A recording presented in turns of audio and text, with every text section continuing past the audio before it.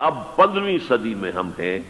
اب ایک بات میں کہہ رہا ہوں اور وہ میری ذاتی رائے ہے، گمان اندازہ اس میں مجھ سے اختلاف کرنے کا ہر ایک کو حق ہے۔ میرے نزدیک 15ویں صدی ہجری اب مجدد کامل الامام المہدی سلسلہ تجدید خلافت کی آخری کڑی کے ظہور کا وقت ہے۔ اس میں مجھے ایک تو قرآن مجید سے اشارہ ملا ہے، اشارہ ہے، میں اسے تفسیر نہیں کہتا۔ میرے نزدیک قرآن مجید میں چند آیتیں سورہ مدثر کی اور چند آیتیں سورہ انشقاق کی بڑی عجیب ہے۔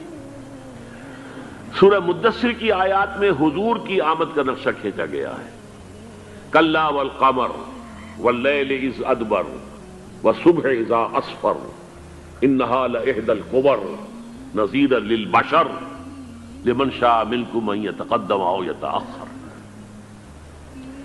نہیں، قسم ہے چاند کی، کلا والقمر واللیل اذ ادبر، اور رات کی جبکہ وہ پیٹھ موڑ لے جانے لگے اور صبح کی جبکہ وہ روشن ہو جائے۔ حضور سے پہلے 600 برس ایسے گزرے ہیں دنیا میں کہ نبوت کا سورج نہیں تھا، بس چاند جیسے مستعار روشنی چاند کی ہوتی ہے، تو سابقہ انبیاء کی مستعار روشنی تو کوئی دنیا میں تھی، دھندلی دھندلی جیسی چاند کی ہوتی ہے، لیکن وہ سورج نہیں تھا۔ لیکن اب وہ رات ختم ہو رہی ہے، واللیل اذ ادبر، جا رہی ہے محمد صلی اللہ علیہ وسلم کا سورج، یہ شمس نبوت و رسالت طلوع ہو گیا۔ والصبح اذا اسفر انہا لإحدی الکبر، بہت بڑی باتوں میں سے ایک بات ہے جو ہوئی ہے، وہ معمولی واقعہ نہیں ہے، احدی الکبر، یہ تاریخ انسانی کے عظیم ترین واقعات میں سے ہے بعثت محمدی، نذیرا للبشر، پوری نوع انسانی کے لیے نذیر بن کر آئے۔ یہ تو ہے حضور کا معاملہ، لیکن اب جو معاملہ ہونا ہے دوبارہ، اس لیے کہ خلافت علی منہاج النبوت دوبارہ اب قائم ہوگی انشاءاللہ۔ حضور کے بعد میں آپ کو بتا چکا ہوں، خلافت راشدہ ختم ہونے کے بعد سے زوال زوال زوال زوال زوال زوال زوال زوال زوال، تھوڑا سا 2.5 سال کا 2 سال کا وقفہ آیا ہے حضرت عمر بن عبدالعزیز کا، ورنہ زوال زوال زوال زوال زوال۔ اگرچہ اس زوال کو 1000 سال لگے ہیں، یہ عمارت جو محمد نے بنائی تھی ایک دن میں نہیں گر گئی صلی اللہ علیہ وسلم، کھنڈر بتا رہے ہیں عمارت عظیم تھی، 1000 سال کے بعد پھر یورپ کے سیلاب نے آ کر اس کو گرایا ہے اور ختم کیا ہے، ورنہ 1000 سال تک سطوت و شوکت کے ساتھ امت مسلمہ تو موجود رہی ہے، چاہے اسلام جو ہے وہ حکومت کی سطح پر موجود نہیں تھا۔ بہرحال اب جو اس کا دور آیا ہے دوبارہ خلافت علی منہاج النبوہ کا دور، اس کا نقشہ سورہ انشقاق میں کھینچا گیا ہے۔ فلا اقسم بالشفق، اب دیکھیے سورج غروب ہو گیا، حضور کی بعثت کے وقت وہ سورج رسالت طلوع ہوا تھا، اب وہ سورج غروب ہو چکا ہے۔ سورج کے غروب ہونے کے بعد صرف روشنی رہ جاتی ہے شفق کی، سرخ سی، بس وہی باقی رہ گئی، اور باقی کیا رہ گیا؟ بدا الاسلام غریبا ویسعود کما بدا فطوبی للغرباء، فلا اقسم بالشفق واللیل وما وسق، رات کی سی تاریکی ہے اور جو کچھ اس نے اپنے اندر جمع کر لیا ہے، والقمر اذا اتسق، اور قسم ہے چاند کی جب کہ وہ بھر جائے، پورا بھرتا ہے کتنے دنوں میں؟ 14 دن میں۔ اور 14 صدیوں کے بعد اب پہلی صدی کا جس نے کہ تجدید کامل کی عمر بن عبدالعزیز، 14 صدیوں کے بعد اب 15ویں صدی میں الامام المہدی کے ظہور کا وقت قریب ہے۔ اب جو کچھ مجھے حضرت امام المہدی کے بارے میں کہنا ہے، دوبارہ اپنی بات دہرا رہا ہوں، یہ میرا ذاتی گمان ہے، اختلاف کیا جا سکتا ہے۔ میرا گمان یہ ہے کہ یہ اب جو مجدد آئیں گے وہ حضرت مہدی ہوں گے۔ پہلی بات تو یہ جان لیجئے کہ مہدی 2 ہیں، ایک شیعوں کے مہدی، ایک سنیوں کے مہدی، ان میں بڑا فرق ہے۔ شیعہ حضرات مہدی کو مانتے ہیں، وہ ان کے 12ویں امام ہیں، ان کے عقیدے کے مطابق انہیں پیدا ہونے کے فوراً بعد اس اندیشے سے کہ انہیں قتل کر دیا جائے گا ایک غار میں چھپا دیا گیا تھا۔ تقریباً 1200 برس سے وہ اس غار کے اندر ہیں، وہ روپوش ہیں، چھپے ہوئے ہیں، اسی لیے انہیں امام غائب کہا جاتا ہے، اور اب ان کا انتظار ہو رہا ہے، اس لیے انہیں امام منتظر بھی کہا جاتا ہے۔ اس لیے شیعوں کے دارالعلوم جو ہوتے ہیں، دارالعلوم المنتظر، وہ اس لیے کہ ان کا انتظار کیا جا رہا ہے۔ تو یہ ہے، اب وہ ان کا خیال ہے کہ آخری دور میں، آخری زمانے میں وہ ظاہر ہو جائیں گے، غار سے نکل آئیں گے۔ دیکھیے، میں اس عقیدے کو اس بنا پر رد نہیں کرتا کہ یہ ناممکن ہے کہ کیسے کوئی شخص جو ہے 1200 برس تک کسی غار کے اندر زندہ رہ سکتا ہے، نہیں، میں سمجھتا ہوں ممکن ہے۔ 300 برس تک اصحاب کہف رہے کہ نہیں رہے؟ سوئے رہے۔ 300 ایئرس ہم مانتے ہیں۔ حضرت عیسیٰ اسی حیات عرضی کے ساتھ 2000 سال سے موجود ہیں آسمان پہ کہ نہیں ہے؟ آپ کو معلوم ہے حضرت عزیر 100 برس تک مرنے کے بعد دوبارہ زندہ کر دیے گئے۔ فَأَمَاتَهُ اللَّهُ مِئَةَ عَامٍ ثُمَّ بَعَثَهُ۔ تو ناممکنات میں سے کوئی سوال پیدا نہیں ہوتا، لیکن یہ کہ آیا کوئی امامت معصومہ کا تصور قرآن اور حدیث سے ہمیں ملتا ہے؟ پھر یہ کیا یہ موروثی امامت کہ حضرت علی کی نسل جو حضرت فاطمہ سے چلی ہے اسی میں یہ امامت ہوگی؟ اس کے لیے ہمارے پاس کوئی دلیل نہیں ہے، ہم اس کو تسلیم نہیں کرتے۔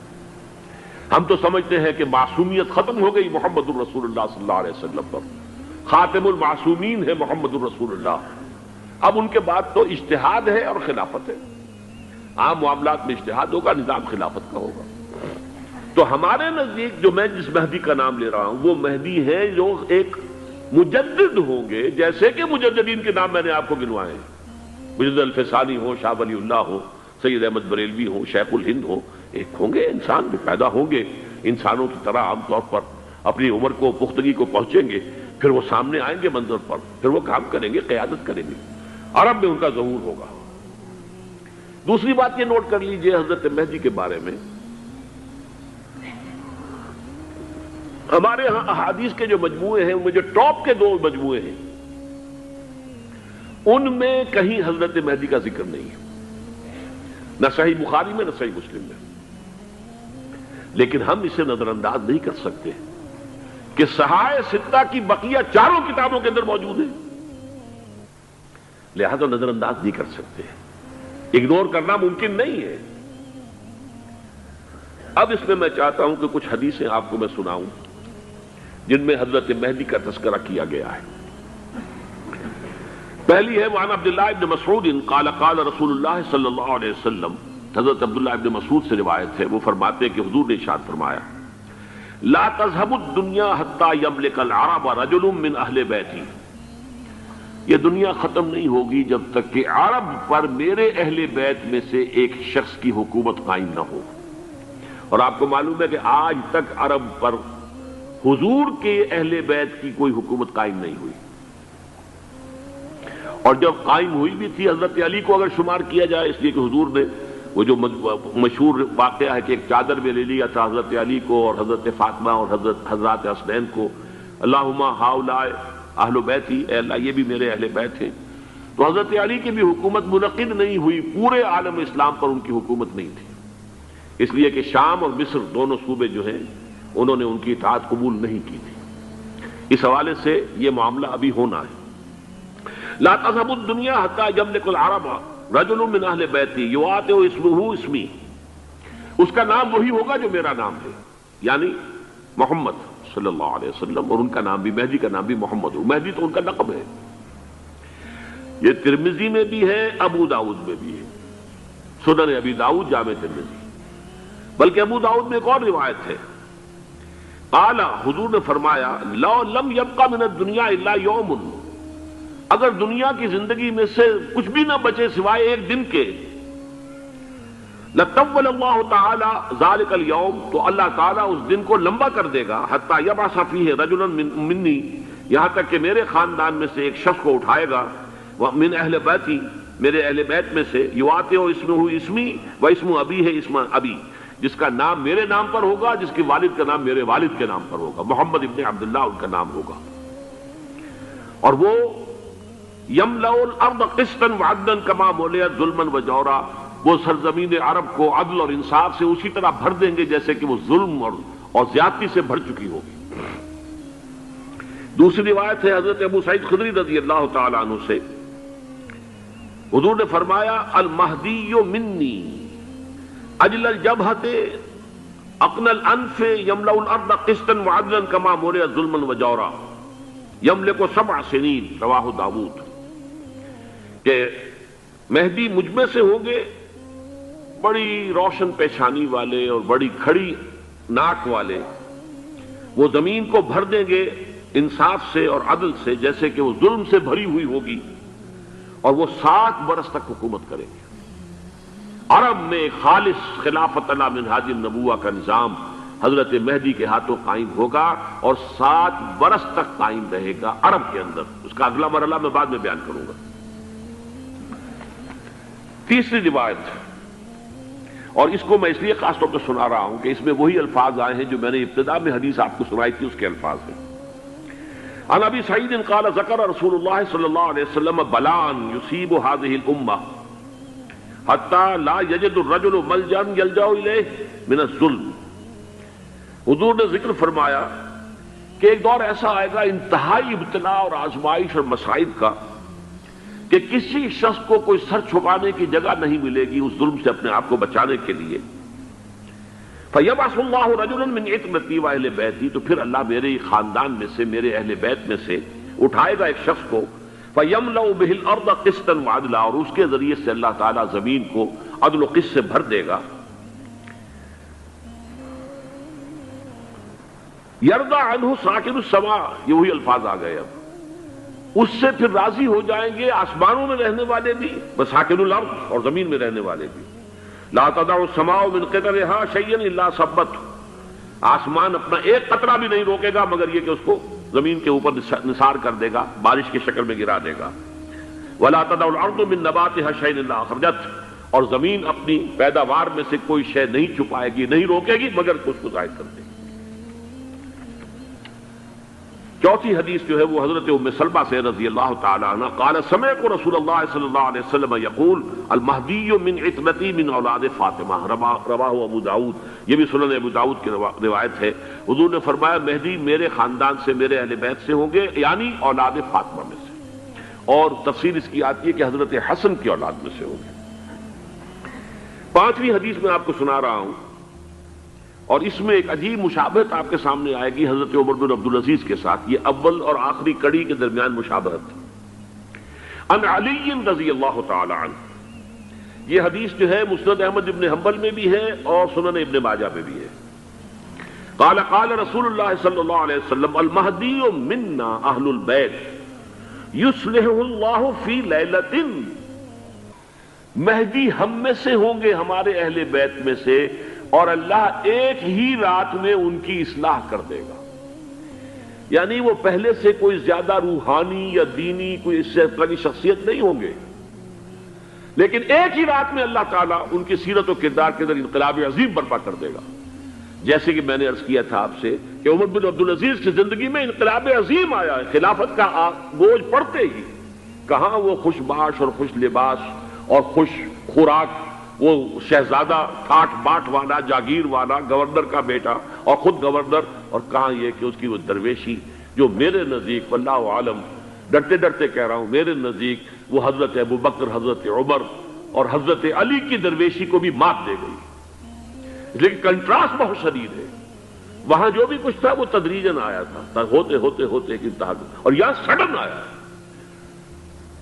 چھٹی حدیث، عن انس سمعت رسول اللہ صلی اللہ علیہ وسلم یقول نحن ولد عبد المطلب سعادت اہل الجنہ، ہم عبد المطلب کی جو اولاد ہیں اور نسل ہیں، ہم جنت کے سردار ہیں۔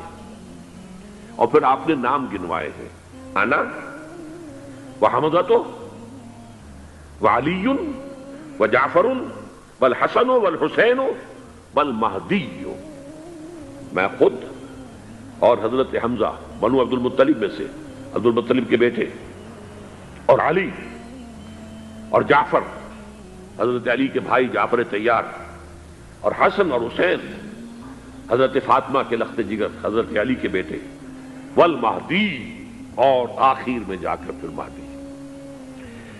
اب میں آپ کو ایک حدیث سنانے چلا ہوں جس میں ایک عجیب نقشہ سامنے آتا ہے کہ یہ مہدی جب ظاہر ہوں گے تو کس طور سے ظاہر ہوں گے، ان کے ظہور کی کیفیت کیا ہوگی، کیف یظہر۔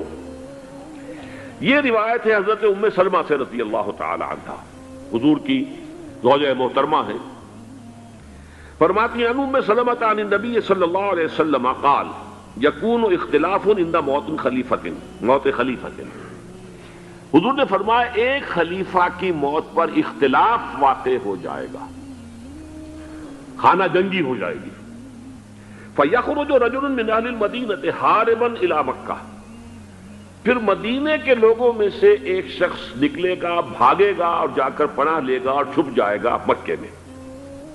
فَيَأْتِيهِ نَاسٌ مِّنْ أَهْلِ مَكَّةِ، پھر اس کے پاس آئیں گے اہل مکہ، مکہ کے لوگ، فَيُخْرِجُونَهُ، اور اسے نکالیں گے، جہاں وہ چھپے ہوئے ہوں گے وہاں سے نکالیں گے۔ وَهُوَ كَارِهٌ، اور وہ بالکل اس کو پسند نہیں کر رہے ہوں گے، نہ وہ خواہش مند ہوں گے کہ ان کے ہاتھ پر بیعت کی جائے، نہ وہ یہ چاہیں گے کہ وہ میدان میں آئیں اور ان کو جو ہے اپنا لیڈر مانا جائے۔ وَهُوَ كَارِهٌ فَيُبَايِعُونَهُ بَيْنَ الرُّكْنِ وَالْمَقَامِ، لیکن لوگ جو ہے پھر اصرار کے ساتھ ان کے ہاتھ پر بیعت کریں گے رکن اور مقام کے درمیان۔ رکن وہ کونا ہے خانہ کعبہ کا جس میں حجر اسود لگا ہوا ہے، اور مقام ابراہیم جو ہے، ان دونوں کے مابین جو یہ علاقہ ہے یہاں پر وہ بیعت ہوگی۔ وَيُبْعَثُ إِلَيْهِ بَعْثٌ مِّنَ الشَّامِ، ان کے خلاف ایک لشکر بھیجا جائے گا شام سے۔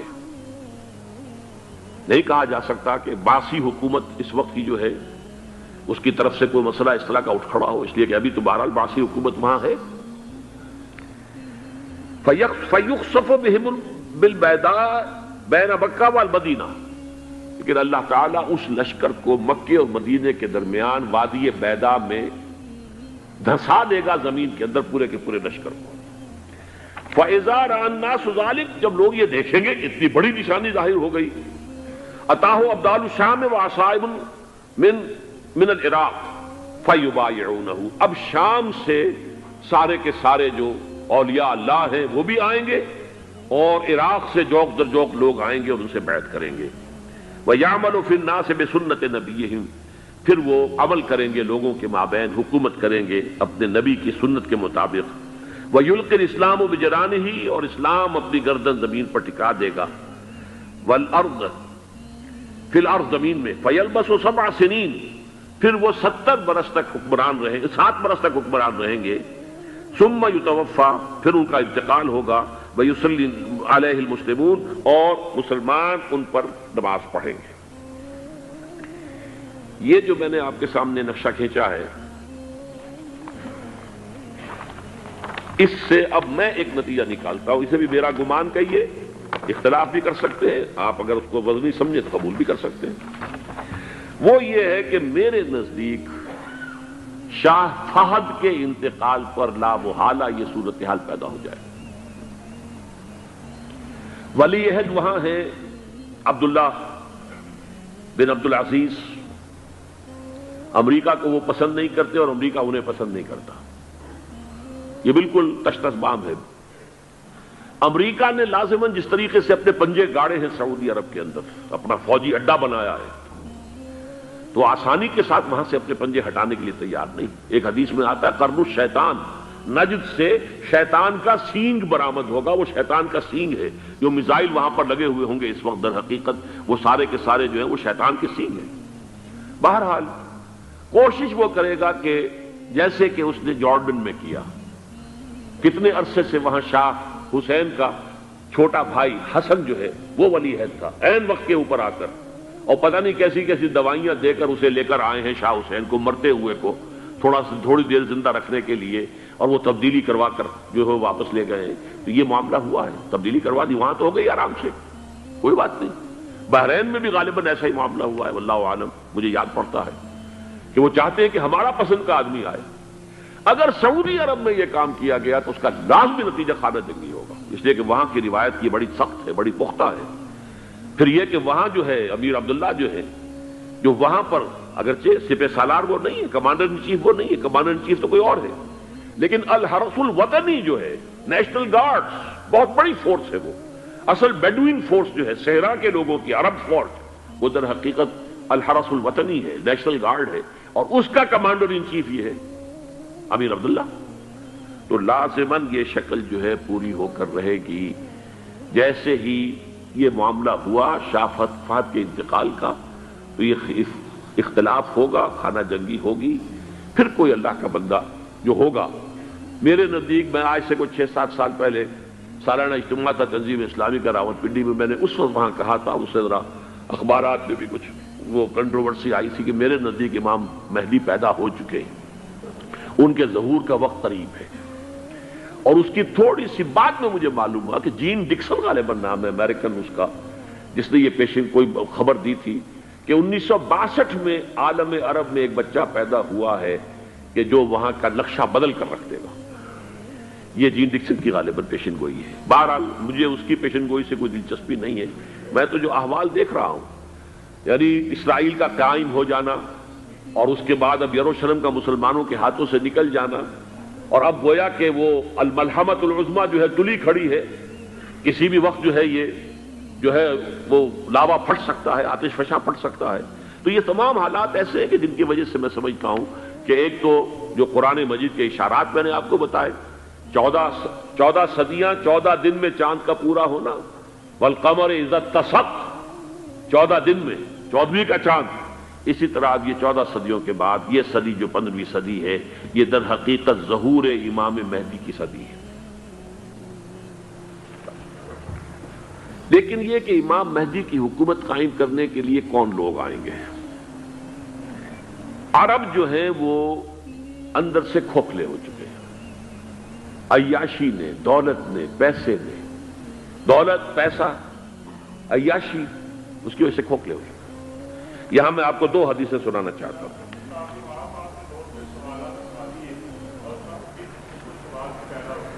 بہت سے ہو گئے، آپ اطمینان سے تشریف رکھیے۔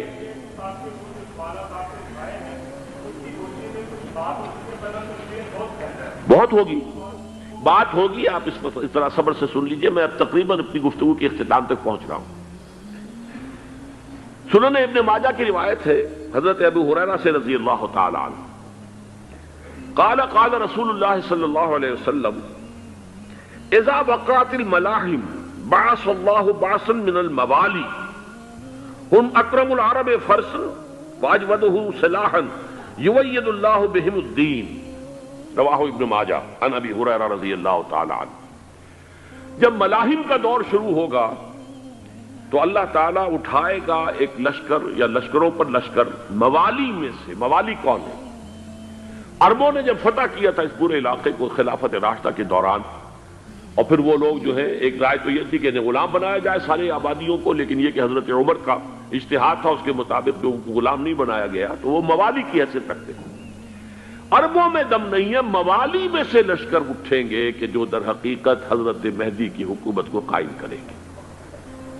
دوسری حدیث سنیے، عن عبداللہ ابن الحارث رضی اللہ تعالی عنہ، اور یہ ابن ماجہ کی روایت ہے، قال قال رسول اللہ صلی اللہ علیہ وسلم یخرج ناس من المشرق فیوطئون للمہدی یعنی سلطانی، لشکر نکلیں گے، لوگ آئیں گے مشرق سے، اور وہ حضرت مہدی کی حکومت کو جمائیں گے اور قائم کریں گے۔ اب ذرا نوٹ کیجئے کہ جزیرہ نما عرب کے مشرق میں کون سے ملک ہیں؟ 3، ایران، افغانستان، پاکستان۔ یہ 3 سالڈ مسلم ممالک، مسلم آبادی اکثریت۔ ویسے تو یہ کہ آگے ہندوستان میں 20 کروڑ مسلمان ہیں، لیکن وہ 20 کروڑ جو ہے وہ تو 80 کروڑ کے اندر تحلیل ہو جاتے ہیں غیر مسلموں میں، لیکن یہاں جو معاملہ ہے یہ خالص اکثریت کے۔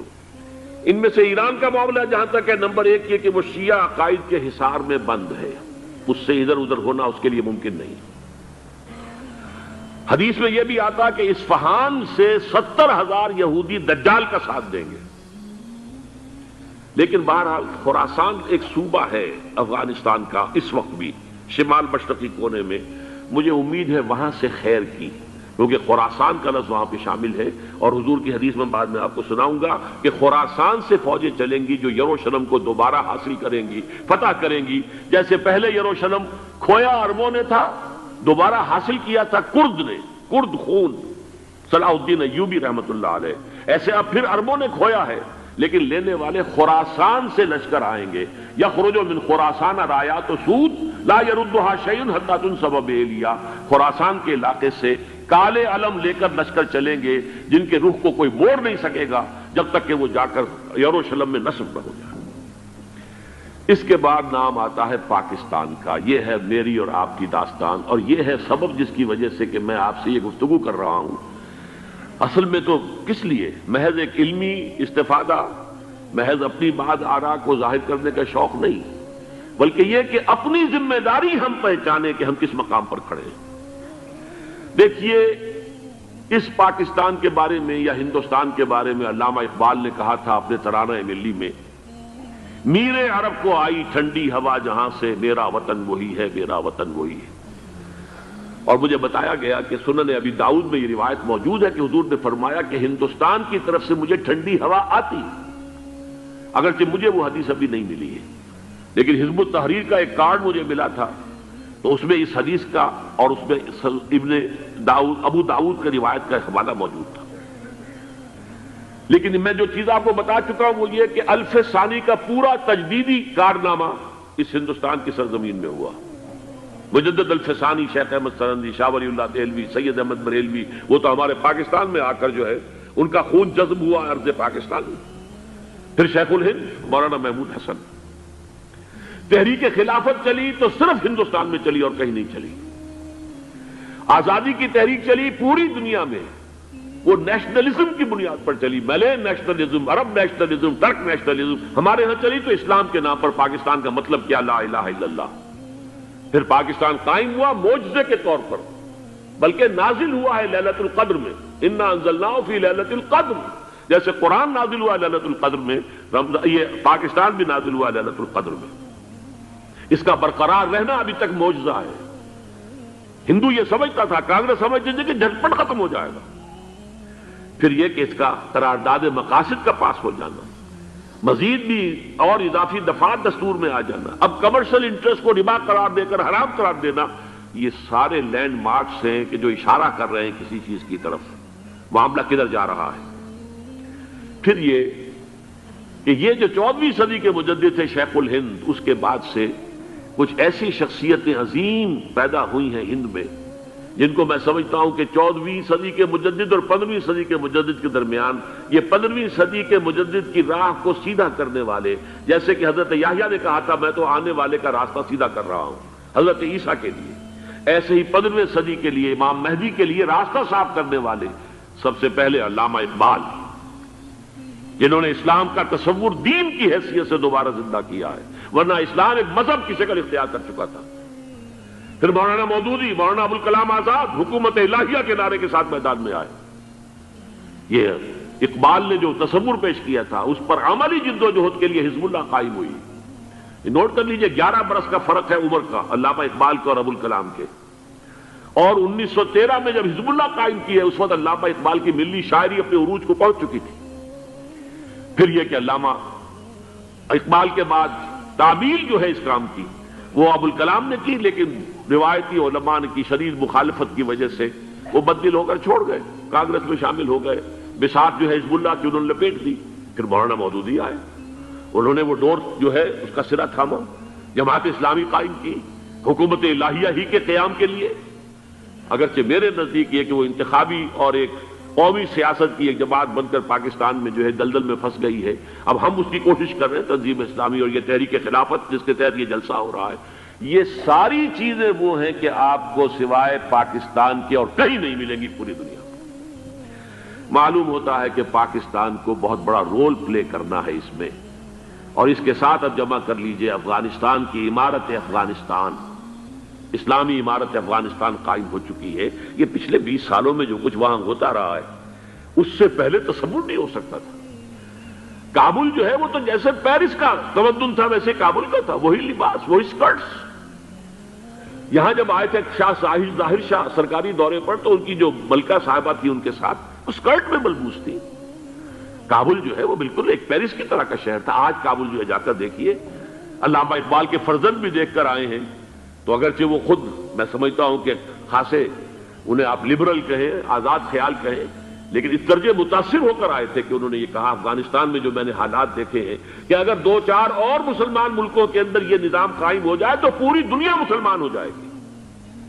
یہ سب کچھ کیسے ہو رہا ہے؟ یہ آنے والے دور کی جھلکیاں ہیں۔ Coming events are casting their shadows before. یہ سب بتا رہے ہیں کہ پاکستان افغانستان کو مل کر اس میں کوئی عظیم رول پلے کرنا ہے۔ اور اس کے ضمن میں اب میں علامہ اقبال کے بارے میں آخری بات کہہ رہا ہوں۔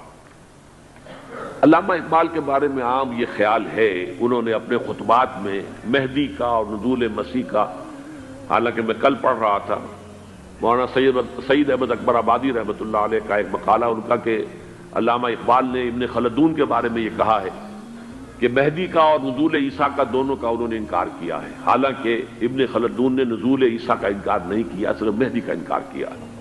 بہرحال علامہ اقبال نے خطبات میں انکار کیا ہے، لیکن یہ کہ اپنی شاعری کے اندر میں چیلنج کرتا ہوں کسی بڑے سے بڑے اقبال شناس کو، ان کا یہ شعر ذرا سنیے: خضر وقت از خلوت دشت حجاز آید بروں، کارواں زی وادی دور و دراز آید بروں۔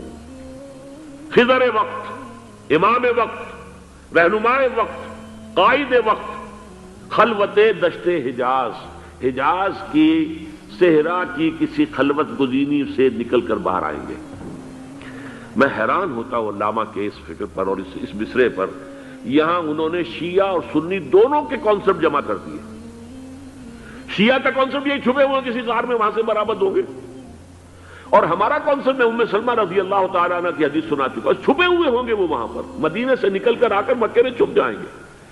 اس خانہ جنگی کی حالت میں لوگ ان کی طرف دیکھ رہے ہوں گے، سوچتے ہوں گے انہیں میدان میں آنا چاہیے، کوئی پارٹ پلے کرنا چاہیے، امت کی رہنمائی کرنی چاہیے، لیکن وہ چھپیں گے، وہ کارے ہوں گے، وہ اس ذمہ داری کو قبول نہیں کرنا چاہیں گے، جا کے چھپ جائیں گے مکے میں، وہاں سے مکے والے انہیں نکالیں گے، اور وہ کارے ہوں گے، انہیں بالکل یہ پسند نہیں ہوگا کہ یہ ذمہ داری اٹھائیں۔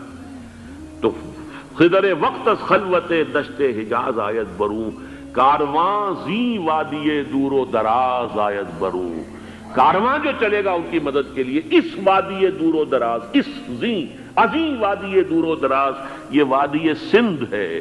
وادی سندھ جو ہے ہم سمجھتے ہیں کہ صرف یہ پاکستان اور پنجاب جو ہے یہ اس میں شامل ہے، سندھ اور پنجاب نہیں، افغانستان کا پورا مشرقی علاقہ اس میں شامل ہے۔ جیسے دریائے جہلم سندھ میں جا رہا ہے، جیسے دریائے گلگت سندھ میں آ کر ملتا ہے، جیسے دریائے چناب اور راوی اور جہلم اور یہ سب جا رہے ہیں اور آ رہے ہیں، اسی طرح دریائے کابل کہاں سے آ رہا ہے، دریائے گومل کہاں سے آ رہا ہے، ٹوچی کہاں سے آ رہا ہے، یہ سارا جو ہے ڈرین جو ہو رہا ہے، ایسٹرن جو ہے پارٹ آف افغانستان، یہ سب وادی ہے۔ اس وادی کے یہ 2 حصے ہیں، ایک حصہ جو ہے یہ ادھر پاکستان میں ہے، اور اسی وادی کا دوسرا حصہ جو ہے وہ افغانستان میں ہے۔ کارواں زی وادی دور و دراز آیت بروں، کارواں چلے گا یہاں سے، یخرج الناس من المشرق یؤتون للمہدی، یعنی سلطان ہی مشرق سے فوجیں چلیں گی کہ جو مہدی کی حکومت قائم کریں گی، اور یخرج من خراسان رایات و سود، اور خراسان سے سیاہ پرچم چلیں گے کہ جن کا رخ کوئی موڑ نہیں سکے گا، حتیٰ تنصب بیلیا، یہاں تک کہ وہ جا کر یروشلم کے اندر نصب ہو جائیں گے۔ حضرات، میں ایک میری گفتگو کا حصہ باقی تھا لیکن میں اسے چھوڑ رہا ہوں، اس لیے کہ گلوبلائزیشن جو اس کی ہوگی، جو خلافت علی منہاج النبوہ کی تجرید کامل حضرت مہدی کے ہاتھوں عرب میں ہوگی، اس سے پہلے اس کے لیے محنت، کوشش، جد و جہد پاکستان اور افغانستان میں ہو چکی ہوگی جو اسے سپورٹ کرے گی اور وہاں جا کر حکومت قائم کرے گی۔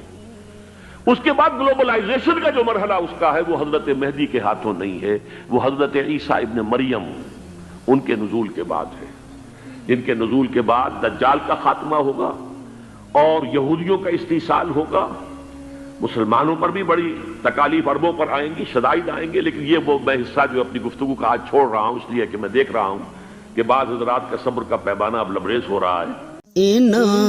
اکھیاں نہ ویکھیا نہیں اللہ، اکھیاں نہ ویکھیا نہیں اللہ، اساں تے سونا یار ویکھیا، اکھیاں نہ ویکھیا نہیں اللہ، ਅਸਾਂ ਤੇ ਸੋਹਣਾ ਯਾਰ ਵੇਖਿਆ ਇਹਨਾਂ ਅੱਖੀਆਂ